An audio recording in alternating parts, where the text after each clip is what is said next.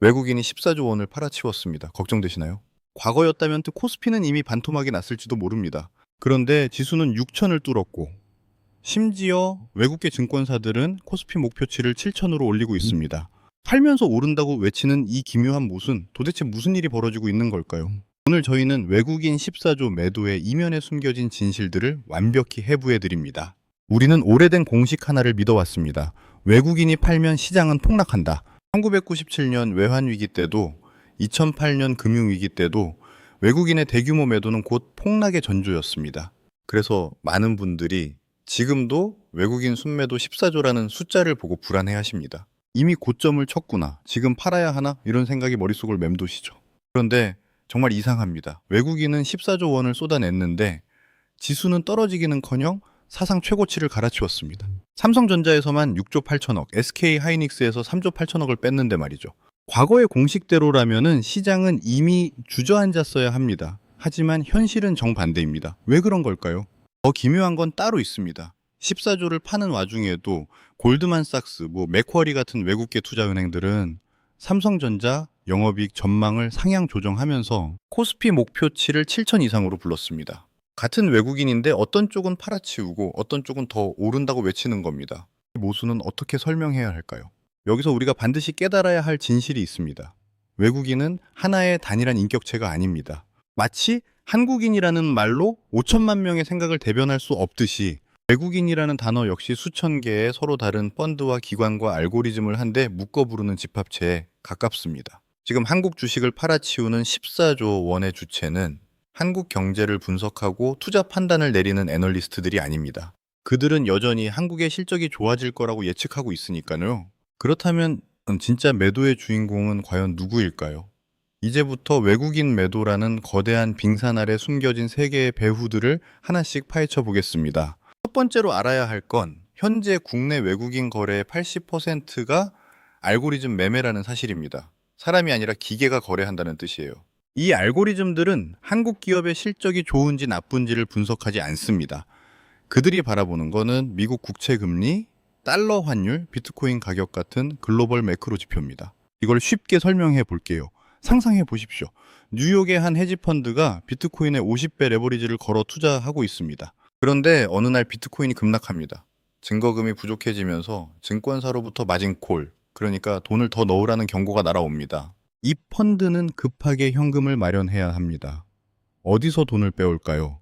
가장 수익이 많이 난 곳, 그리고 가장 빨리 현금화할 수 있는 자산을 팝니다. 지금 그들에게 완벽한 타겟 중 하나가 바로 한국 주식입니다. 코스피가 6천까지 치솟으면서 삼성전자와 SK하이닉스 등에서 이미 엄청난 평가 수익을 거둬뒀으니까요. 지구 반대편에서 터진 손실을 메꾸기 위해 한국 증시에서 짭짤하게 올린 수익을 기계적으로 차익 실현해버리는 겁니다. 게다가 한국 증시는 유동성이 좋고 거래가 활발해서 조 단위의 대규모 물량을 던져도 빠르게 팔아치울 수 있거든요. 그들에게 지금의 한국 증시는 수익금이라는 현금이 두둑하게 쌓여 있고 원할 때 언제든 돈을 뽑아갈 수 있는 최고 성능의 ATM기인 셈입니다. 이 과정에서 한국 기업들의 실적이 앞으로 어떨지는 전혀 고려 대상이 아닙니다. 그냥 기계가 수익 실현 버튼을 누르면은 매도 주문이 쏟아지는 거예요. 2024년 10월과 11월 사이 비트코인과 금 가격이 급변했을 때 한국 증시에서 외국인 매도가 급증한 건 우연이 아닙니다. 한국 기업들이 갑자기 나빠져서가 아니라 지구 반대편에서 터진 마진콜 때문에 기계가 자동으로 한국 주식을 팔아치운 겁니다. 그렇다면 코스피 6천을 돌파한 지금 역대급 14조 원의 자동 매도를 쏟아내게 만든 진짜 방아쇠는 무엇이었을까요? 바로 미국 국채입니다. 최근 연준의 금리 인하 기대감이 꺾이고 미국 국채 금리가 예상치 못하게 급등하면서 채권 가격이 폭락했습니다. 그 결과 국채 시장에 50배 이상 막대한 레버리지를 걸어둔 글로벌 헤지펀드들의 초비상이 걸렸습니다. 어마어마한 규모의 마진콜이 터져버린 거죠. 알고리즘 컴퓨터에는 국채 금리가 특정 수치를 넘어서면 가장 수익이 많이 난 위험 자산을 즉각 매도해 현금을 확보하라는 명령어가 세팅되어 있습니다. 그래서 그들의 눈에 가장 두둑한 수익이 쌓여있던 한국의 반도체와 대형주들이 기계적 익절의 타겟이 된 겁니다. 한국이 싫어서 도망친 게 아니라 미국 국채 시장에서 터진 불을 끄기 위해 한국 주식을 소방수로 가져다 쓴 셈입니다. 두 번째 기계적 메커니즘은 더 역설적입니다. 장기 투자 자금인 글로벌 연기금들조차 룰에 의해 강제로 한국 주식을 팔아야 하는 상황이 생깁니다. 이걸 전략적 자산 배분이라고 부르는데요. 쉽게 설명해 드릴게요. 캘리포니아 공무원 연금, 칼퍼스라고 하죠. 이 펀드가 신흥국에 투자하는 비중을 3%로 정해뒀다라고 합시다. 한국이 신흥국에 포함되어 있고요. 그런데 코스피가 6천까지 폭등하면 어떻게 될까요? 가만히 앉아 있어도 한국 주식의 비중이 5%로 늘어나 버립니다. 주가가 올랐으니까요. 이 펀드의 운용 규정은 신흥국 비중을 3%로 유지하라고 명시하고 있습니다. 그래서 펀드 매니저는 초과된 2%를 기계적으로 덜어내야 합니다. 삼성전자의 실적이 아무리 좋아도 반도체 슈퍼사이클이 온다 해도 상관없습니다. 규정이 팔라고 하면 파는 겁니다. 이건 단순한 이론이 아닙니다. 실제로 이번에 외국인이 쏟아낸 14조 원의 매도 폭탄 속에는 바로 이 글로벌 연기금들의 기계적 비중 축소 물량이 대거 포함되어 있습니다. 코스피가 5,200에서 6,000으로 가파르게 치솟는 과정에서 캘리포니아 공무원 연금을 비롯한 굵직한 해외 국부펀드와 연기금들의 포트폴리오 내 한국 주식 비중이 설정된 목표치를 훌쩍 넘겨버린 겁니다. 결국 펀더멘탈에 대한 부정적 전망 때문이 아니라 오직 비중 초과라는 규정을 맞추기 위해 수조 원 단위의 우량주들이 기계적으로 자동 매도된 것이죠. 이건 우리 국민연금도 마찬가지입니다. 국민연금의 올해 국내 주식 목표 비중은 14.9%로 정해져 있습니다. 그런데 코스피가 6천을 돌파하면서 평가액이 급증해 현재 국민연금의 주식 비중은 허용 한도를 훌쩍 넘긴 18%대까지 치솟았습니다. 원래 규정대로라면은 초과된 수십조 원어치의 물량을 당장 시장에 기계적으로 내다 팔아야 합니다. 몰랐다는 죄로 팔림을 당하는 구조니까요. 실제로 최근 이 기계적 매도 폭탄이 코스피를 덮칠 것을 우려해 국민연금은 아주 이례적인 결정을 내렸습니다. 목표 비중을 초과해도 강제로 팔지 않도록 리밸런싱을 한시적으로 유예해버린 겁니다. 비중 규정을 위반하면서까지 억지로 매도 스위치를 꺼둔 거죠. 참 아이러니하지 않습니까? 한국 증시가 좋아지면 좋아질수록 연기금은 룰에 따라 주식을 팔아야 하는 딜레마에 빠집니다. 당장은 유예 조치로 매도 폭탄의 타이머를 멈춰 세웠지만 언젠가 이 룰이 다시 작동하는 순간 그동안 쌓인 매도 물량이 한꺼번에 쏟아질 수 있는 아슬아슬한 시한폭탄을 안고 가는 셈입니다. 세 번째 메커니즘은 글로벌 패시브 펀드들의 정기 리밸런싱입니다. 전 세계 수조 달러 규모의 펀드들은 MSCI 같은 글로벌 지수를 거울처럼 똑같이 따라 사는 전략을 씁니다. 대표적으로 블랙록이 운용하는 미국 상장, 한국 ETF가 있죠. 이들 펀드에는 지켜야 할 엄격한 룰이 있습니다. 하나는 벤치마크 지수의 변화에 맞춰 정기적으로 종목의 비중을 조절하는 것이고, 또 하나는 미국 세법상 단일 종목의 비중이 펀드 전체의 25%를 넘지 않도록 관리하는 다변화 규제입니다. 코스피 6천 돌파 과정에서 삼성전자와 SK하이닉스의 주가가 급등하자 이 펀드들 내에서 해당 종목들이 차지하는 비중이 한도인 25%를 훌쩍 넘어 28%대까지 치솟았습니다. 펀드 입장에서는 정해진 룰과 세법 규정을 맞추기 위해 튀어나온 싼 퍼센트의 비중, 즉 수백만 주에 달하는 주식을 덜어내야만 했습니다. 여기서 많은 분들이 치명적인 오해를 하십니다. 아니, 기계가 룰을 맞추겠다고 700만 주를 하루아침에 동시옥에 냅다 집어던져서 시장을 폭락시킨다는 거냐? 절대 그렇지 않습니다. MSCI를 비롯한 글로벌 지수 산출 기관과 거대 펀드들은 하루아침에 시장을 붕괴시키는 방식으로 절대 거래하지 않습니다. 이들은 언제 비중을 조절할지 시장에 사전 공지를 하고 철저한 계획해 움직입니다. 그렇다면 왜 하필 장마감 직전인 동시호가에 수백만 주의 매도 물량이 쏟아진 걸까요? 패시브 펀드의 생명은 펀드의 수익률을 지수의 수익률과 소수점 아래까지 완벽하게 일치시키는 것입니다. 지수는 그날의 종가를 기준으로 산출되죠. 따라서 펀드 매니저들은 지수와의 오차를 없애기 위해 장중 내내 가격을 흔들며 파는 대신 가장 정확한 기준가인 종가가 결정되는 동시호가 시간에 물량을 집중시켜 한 번의 거래를 체결시키는 겁니다. 즉 동시호에 쏟아진 막대한 매도 물량은 한국 시장이 망하라고 던진 패닉셀링이 아닙니다. 철저히 사전에 예고된 날짜에 법적 한도를 맞추고 펀드의 오차를 줄이기 위해 알고리즘이 실행한 고도로 계산된 정기적 규정을 준수한 매도일 뿐입니다. 결국 외국인 14조 매도의 본질은 한국 주가의 고점을 걱정한 공포의 엑시트가 아니라 거대한 기계들의 포트폴리오 재조정이었습니다. 알고리즘은 마진콜을 막기 위해 팔았고, 글로벌 연기금은 리스크 쏠림을 막기 위해 덜어냈고, 패시브 펀드는 예고된 날짜에 오차 없이 비중 한도를 맞추기 위해 팔았습니다. 이 세 가지 거대한 톱니바퀴가 맞물려 돌아가면서 14조 원이라는 숫자가 찍힌 겁니다. 여기서 많은 분들이 의문을 가집니다. 아니, 주가가 계속 오르면서 돈을 벌어다 주고 있는데 그냥 놔둬서 수익을 더 극대화하는 게 상식 아닌가? 왜 굳이 잘 나가는 주식을 팔아서 비중을 억지로 깎아내리지? 그 이유는 이 거대 자금들의 최우선 목표가 수익 극대화가 아니라 철저한 리스크 관리이기 때문입니다. 연기금이나 글로벌 인덱스 펀드는 수백만 명의 노후 자금과 천문학적인 패시브 자금을 굴리는 곳입니다. 대박을 치는 것보다 쪽박을 차지 않는 게 훨씬 중요하죠. 만약 한국 주식이 폭등해서 전체 포트폴리오 내 비중이 기형적으로 커진다면 어떻게 될까요? 행여나 한국 시장에 예기치 못한 악재가 터졌을 때 펀드 전체가 감당할 수 없는 치명적인 타격을 입게 됩니다. 그래서 그들은 특정 국가나 그 특정 종목에 리스크가 과도하게 쏠리는 것을 원천 차단합니다. 아무리 우상향하는 주식이라도 정해진 목표 비중을 넘어서면 기계적으로 가지치기를 해서 수익을 확정짓고 그 돈으로 덜 오른 다른 자산을 사들여 전체적인 포트폴리오의 균형과 위험도를 일정하게 유지하는 겁니다.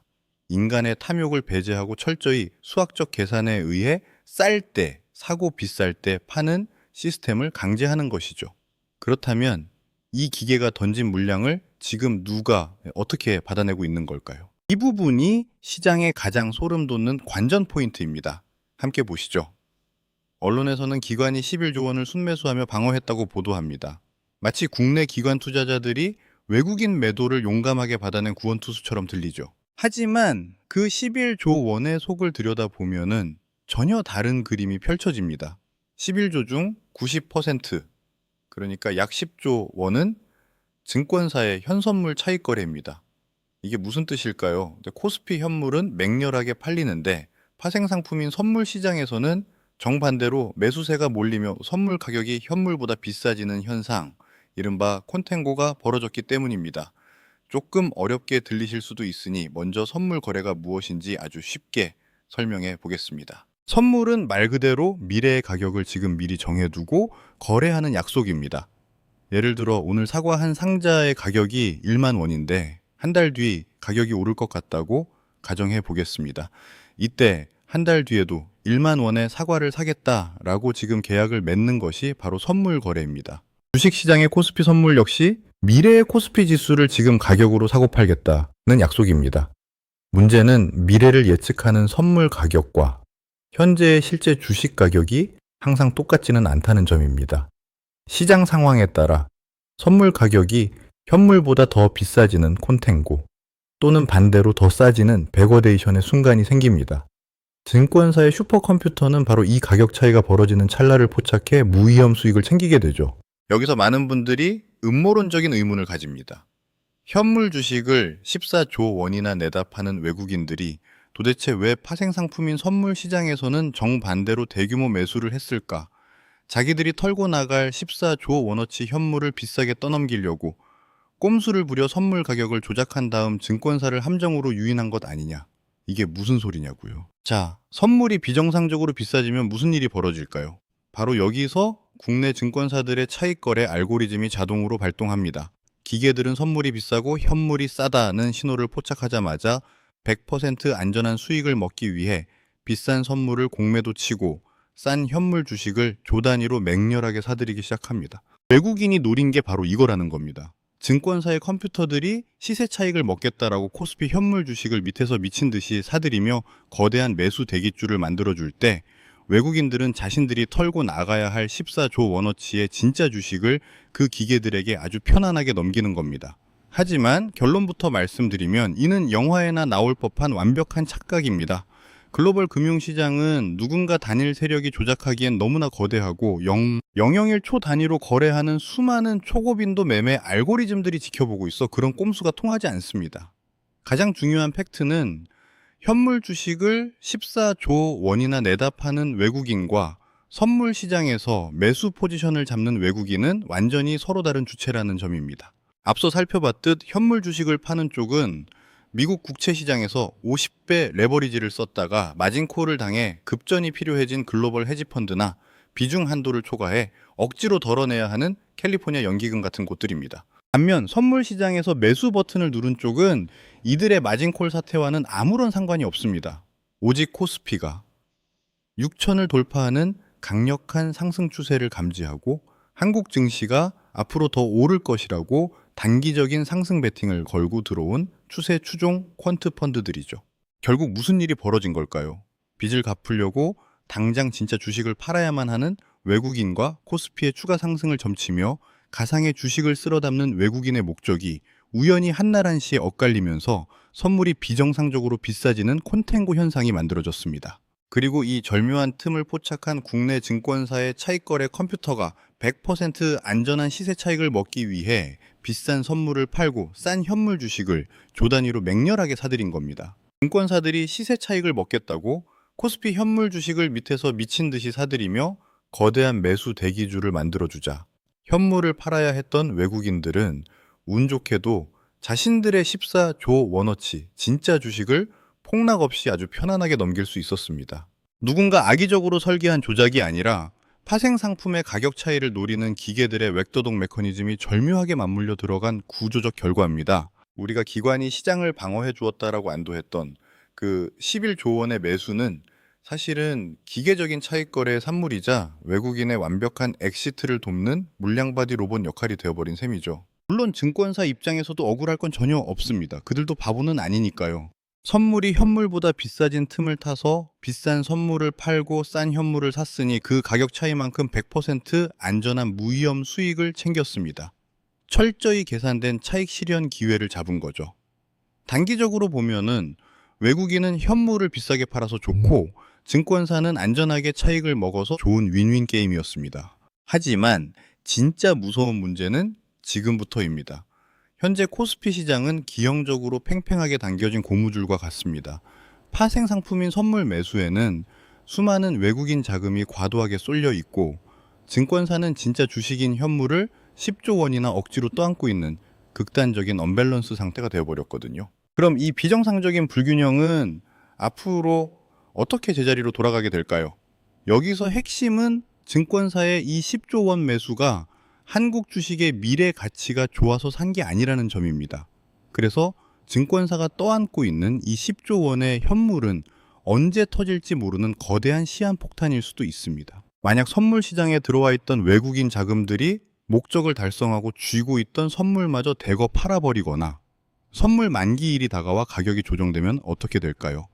비쌌던 선물 가격이 뚝 떨어지면서 오히려 현물보다 싸지는 역전 현상, 이른바 백워데이션이 발생하게 됩니다. 그 순간 수익을 챙기려던 증권사들의 차익거래 알고리즘은 정확히 반대로 작동합니다. 포지션을 청산하기 위해 그동안 사모았던 10조 원어치의 코스피 우량주들을 시장가로 무자비하게 집어던지게 되거든요. 결국 외국인의 선물 매도 버튼 하나에 시장을 든든하게 지켜주던 기관의 10조 원 매수세가 순식간에 코스피를 붕괴시키는 현물 매도 폭탄으로 돌변하게 되는 겁니다. 여기서 많은 분들이 덜컥 겁이 나실 겁니다. 증권사가 억지로 떠안은 10조 원의 현물 폭탄을 청산하기 위해 언젠가 시장에 토해내야만 한다면 결국 코스피는 무조건 폭락할 수밖에 없는 피할 수 없는 운명인 건가요? 결론부터 말씀드리면 nen 반드시 폭락하는 것은 아닙니다. 기계가 꼬아놓은 이 수급의 매듭은 풀릴 때도 철저히 기계적인 방식으로 충격 없이 풀릴 수 있기 때문입니다. 그렇다면 어떻게 폭락 없이 다시 밸런스를 맞추게 될까요? 여기에는 크게 두 가지 방법이 있습니다. 첫 번째는 만기 연장 롤오버입니다. 선물 만기일이 다가와도 외국인들이 이 게임 좀 더 하자며 다음 달, 다음 분기로 계약을 연장해버리면 증권사들 역시 10조 원의 현물을 팔지 않고 그대로 쥐고 넘어갑니다. 매도 폭탄의 타이머를 조용히 뒤로 미루는 거죠. 두 번째가 가장 핵심인 스위칭입니다. 애초에 선물 가격을 띄워 이 판을 설계한 게 누구였죠? 바로 외국인들입니다. 만약 일부 외국인들이 한국 주식을 대량으로 사고 싶은데 대놓고 사면 가격이 폭등하니까 티 안 나게 선물을 먼저 사둔 것이라면 어떻게 될까요? 선물 만기일 당일 증권사들의 컴퓨터가 차익 거래를 끝내기 위해 10조 원의 현물을 시장에 기계적으로 집어 던지는 그 찰나의 순간에 외국인들이 그 현물 주식을 싹쓸이해서 받아갑니다. 자신들이 들고 있던 가상의 주식을 진짜 주식인 현물로 맞바꾸는 이른바 EFP 거래가 일어나는 겁니다. 이렇게 되면은 시장에 10조 원의 매도 폭탄이 떨어지는데도 그걸 외국인이 100%다 받아가 버리기 때문에 주가는 단일 원도 폭락하지 않고 완벽하게 밸런스를 되찾습니다. 증권사가 임시로 보관하던 10조 원의 주식이 아무런 시장 충격 없이 진짜 주인의 지갑으로 들어가는 깔끔한 손바뀜이 일어나는 것이죠. 그렇다면은 지금 코스피 선물을 잔뜩 사들인 이 외국인들은 진짜 주식을 받으려는 장기 투자자일까요? 아니면 시세 차익만 노리는 당위 투기꾼일까요? 가장 소름 돋는 사실은 선물 만기일이 닥치기 전까지는 그 누구도 저 기계들의 진짜 속내를 알 수 없다는 겁니다. 블랙록 같은 굵직한 장기 펀드들이 반도체 슈퍼사이클을 노리고 들어오는 진성자금일 수도 있고, 반대로 글로벌 매크로의 미세한 변동성만 파먹고 도망가려는 당이 퀀트 펀드들일 수도 있습니다. 알 수 없기 때문에 우리는 철저하게 냉정해져야 합니다. 만약 후자의 시나리오, 즉 당위 투기 자금이었다면 어떤 끔찍한 일이 벌어질까요? 만약 선물을 샀던 외국인들이 현물 주식을 넘겨받을 생각조차 없이 선물 시장에서 홀연히 차익만 챙겨 빠져나가 버린다면 증권사 컴퓨터가 10조 원의 매도 폭탄을 집어 던질 때 밑에서 이걸 받아줄 외국인의 쿠션이 완전히 텅 비어버리게 됩니다. 결국 지금 코스피 6천의 운명은 누군가의 예측이나 믿음에 달려 있는 게 아닙니다. 이 기계들의 수급 불균형이 건강한 손바뀜으로 안전하게 착륙하느냐 아니면 조정이 발생하느냐의 냉혹한 갈림길 위에 서 있을 뿐입니다. 다만 조심할 점이 있습니다. 조정 시나리오에서 방어막이 사라진 채 허공에서 떨어지는 그 막대한 10조 원의 폭탄은 고스란히 빚을 내서 주식을 산 개인 투자자들의 텅 빈 호가창 위로 내리꽂히게 되죠. 이 무자비한 기계적 하락은 곧바로 개인들의 30조 비투라는 최악의 뇌관을 건드리게 됩니다. 주가 하락으로 담보 비율이 깨진 개인 계좌에서 반대 매매가 터지고 이 물량이 다시 주가를 끌어내리며 또 다른 반대 매매를 유발하는 연쇄 폭발을 일으키는 겁니다. 현재 개인 투자자들의 신용융자 잔고가 30조 원에 육박합니다. 역대 최대 수준입니다. 많은 분들이 코스피 6천 돌파에 고무되어 대출까지 받아 주식을 샀습니다. 주가가 계속 오르면 문제 없습니다. 하지만 주가가 떨어지면 어떻게 될까요? 신용융자로 산 주식은 담보 가치가 일정 수준 아래로 떨어지면은 증권사가 강제로 팔아버립니다. 반대 매매라고 하죠. 내 의지와 상관없이 시장 최적의 물량이 쏟아지는 겁니다. 지금의 6천선은 실적과 빚, 그리고 기계적 알고리즘이 완벽한 균형을 이룬 아슬아슬한 상태입니다. 마치 세 명이 팽팽하게 줄다리기를 하고 있는 형국이에요. 기계들의 조정이 끝난 후 이 거대한 수급의 줄다리기는 어느 쪽으로 결론 나게 될까요?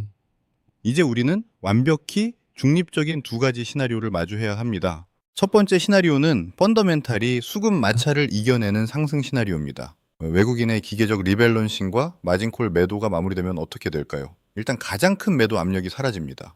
동시에 한국 기업들의 실적은 여전히 탄탄합니다. 반도체 업황이 살아나면서 삼성전자와 SK하이닉스의 영업이익은 역대급 수치를 향해 달려가고 있고요. 현대자동차는 로봇 사업에서 재평가를 받고 있습니다. 밸류업 프로그램으로 주주 환원도 늘어나고 있죠. 거시적으로는 저금리, 저유가, 약달러라는 이른바 3조 호황의 조건이 갖춰지고 있습니다. 이 상황에서 기계가 아닌 진성 롱펀드, 그러니까 장기 가치 투자 외국인들이 본격적으로 유입되면 어떻게 될까요? 30조 비투는 폭발할 뇌관이 아니라 상승을 밀어붙이는 연료가 됩니다. 레버리지가 걸린 자금이 수익을 내면서 추가 매수 여력이 생기고 이게 다시 주가를 밀어올리는 선순환이 만들어지는 거죠. 이 시나리오대로라면 코스피 7천은 불가능한 숫자가 아닙니다. 하지만 반대 시나리오도 똑같은 무게로 열려 있습니다. 시스템이 역습하는 하락 시나리오입니다. 미국 국채 금리가 다시 급등한다고 상상해 보세요. 연준이 금리 인하를 미루거나 예상치 못한 인플레이션이 터지면은 충분히 가능한 일입니다. 이때 글로벌 알고리즘 펀드들은 다시 한국 주식을 현금화하려 들 겁니다. 외국인이 선물 가격을 역으로 찍어 누르면 어떻게 될까요? 앞서 말씀드린 금융투자의 10조 차익 거래가 순식간에 청산됩니다. 현물을 사고 선물을 팔았던 포지션을 되돌리려면은 현물을 팔아야 하거든요. 그 10조 원이 프로그램 매도 폭탄으로 돌변해 시장에 쏟아집니다. 이 충격파가 개인 투자자들의 30조 비투를 건드리고 지속적 반대 매매를 유발하는 연쇄 청산 사이클이 작동합니다. 국민연금은 어떨까요? 여기서 많은 분들이 이렇게 기대하실 겁니다. 시장이 폭락하면은 국민연금의 주식 평가액도 줄어들 테니 결국 비중이 14, 9% 밑으로 떨어지게 되고, 그때는 이제 규정을 맞추기 위해 기계적으로 주식을 미친 듯이 사주면서 구원투수 역할을 해주지 않을까? 맞는 말입니다. 하지만 여기에 아주 잔혹한 함정이 숨어 있습니다. 앞서 말씀드렸듯 코스피 6천을 돌파한 현재 국민연금의 국내 주식 비중은 이미 18%대까지 치솟아 있습니다. 이게 무슨 뜻일까요?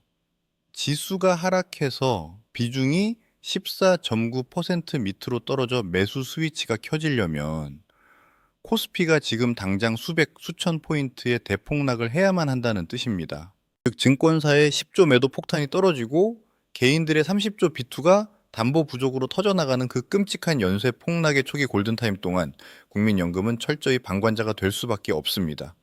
시장이 박살나고 있어도 그들의 장부상 주식 비중은 여전히 17%, 16%로 14.9%를 넘는 초과 상태일 테니까요. 개인 투자자들의 비투 계좌가 반대 매매로 깡통이 되고 지수가 완전히 지하실에 처박히며 피바람이 분 그 이후에나 비로소 연기금의 기계적인 매수가 시작된다는 얘기입니다. 결국 가장 버팀목이 되어줘야 할 국가기관이 폭락의 한복판에서는 철저히 손발이 묶여있는 상황입니다. 안전망이 텅 비어있는 상태에서 30조 원의 레버리지 청산이 도미노처럼 번지면은 코스피 지수는 걷잡을 수 없는 속도로 추락할 수도 있습니다. 자, 우리는 오늘 긴 여정을 함께 했습니다. 외국인이 14조를 팔았다는 뉴스, 한 줄 뒤에 숨겨진 진짜 메커니즘을 낱낱이 해부했습니다. 알고리즘의 마진콜, 연기금의 비중 규정, 패시브 펀드의 리밸런싱, 이 세 가지 기계적 룰이 14조 매도의 실체였습니다. 그리고 그 물량을 받아내는 쪽에는 증권사의 차익거래 10조와 개인의 비투 30조가 팽팽한 균형을 이루고 있었죠. 결국 투자는 누군가의 예언을 믿는 게 아니라 구조를 이해하고 리스크를 관리하는 일입니다. 그렇다면 이제 우리는 매일 아침 무엇을 확인해야 할까요? 상승과 하락 시나리오, 그 갈림길을 알려줄 세 가지 레드 플래그 지표를 기억하십시오. 첫째, 미국 국채 금리입니다. 이게 왜 중요할까요? 국채 금리가 안정되면은 글로벌 헤지펀드들의 마진콜 압박이 사라집니다. 그러면은 한국 주식을 ATM기처럼 팔아치우던 기계적 매도가 멈추게 되죠. 만약 국채 금리가 급등한다면 알고리즘은 다시 한번 한국 주식 매도 버튼을 누를 겁니다. 둘째, 선물 베이시스, 즉 선물과 현물의 가격 차이입니다. 증권사가 들고 있는 10조 원의 시한폭탄이 언제 터질지 알려주는 예보 장치입니다. 선물 가격이 현물보다 비싼 콘탱고가 유지된다면 10조 원의 매수세는 유지됩니다. 하지만 선물 가격이 현물 밑으로 꺼지는 백워데이션이 발생한다면 증권사 컴퓨터가 10조 원의 현물을 시장에 집어던지는 신호탄이 될 수 있습니다. 이 베이시스 확인하는 법도 아주 간단합니다. 지금 바로 여러분이 쓰시는 주식 앱 돋보기 창에 프로그램 매매 현황이라고 검색해 보세요. 거기서 시장 베이시스 숫자가 플러스인지 마이너스인지만 확인하시면 됩니다. 플러스면은 기계들이 주식을 사주는 안전한 상태, 마이너스로 돌아선다면은 기계들이 물량을 던지기 시작했다라는 경고등으로 이해하시면 정확합니다. 셋째, 신용융자 장호의 변화 추이입니다. 30조 원이라는 숫자가 줄어들지 않고 계속 늘어나기만 한다면 시장의 하방 경직성은 극도로 약해집니다. 작은 충격에도 반대 매매가 터지며 연쇄 폭락을 부를 수 있기 때문이죠. 반대로 지수가 조정받을 때 이 비투 물량이 건전하게 해소된다면 시장은 비로소 다음 상승을 위한 가벼운 몸집을 갖게 될 겁니다. 현재의 시장은 맹목적인 믿음이 통하는 곳이 아닙니다. 이제 여러분은 누군가의 매수 매도 의견이 아니라 시스템의 변수들을 스스로 읽어낼 수 있는 눈을 가지셨습니다. 오늘 여러분은 대한민국 주식시장을 움직이는 가장 깊은 곳의 시스템을 들여다보셨습니다. 이 팽팽한 줄다리기 끝에 지금의 시장 에너지는 어느 시나리오를 향하고 있다고 생각하시나요? 여러분의 냉철하고 객관적인 통찰을 댓글로 남겨주세요. 영상이 유익하셨다면 구독과 좋아요 부탁드립니다. 영상 제작에 큰 힘이 됩니다. 감사합니다.